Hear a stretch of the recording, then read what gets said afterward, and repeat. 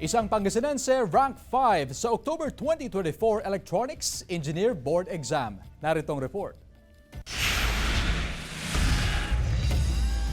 Sa suhestyon ng kanyang ama, kumuha ng kursong Bachelor of Science in Electronics and Communications Engineering si Mark Nixon Carvajal sa UP Diliman, DOST Scholar at nagtapos bilang magna cum laude noong July 2024. Tubong Pangasinan si Nix, taga Santa Barbara ang kanyang ama na isang computer technician at taga Binmali naman ang kanyang ina na isang guro. October 19 nang mag-take ng ECE board exam si Nix. Nataon sa kanyang ika-22 kaarawan.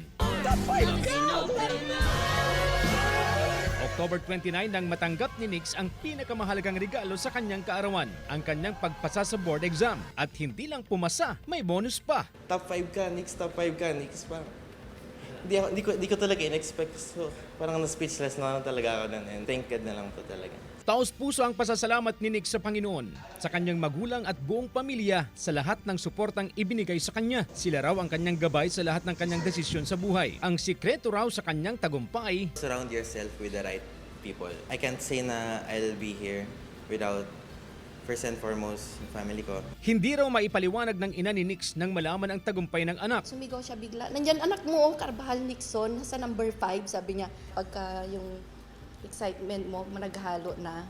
Gusto mong umiyak, gusto mong sumigaw, gusto mong tumalon. Kabilang sa plano ngayon ni Nix ang magtrabaho at mag-aral ng Master of Science in ECE. Kung ano yung will ni God para sa akin, I'll gladly accept it with open arms. Anak, ipagpatuloy mo lang kung ano yung umpisa mo. Hingin ang gabay ni Lord para patuloy kang i-bless. Payo ni Nix sa mga gustong maging inhinyero tulad niya, 2 kataga. Ito ang sipag at tiyaga. Kasama si Jing Dacanay, CJ Torida, One North, Central Luzon.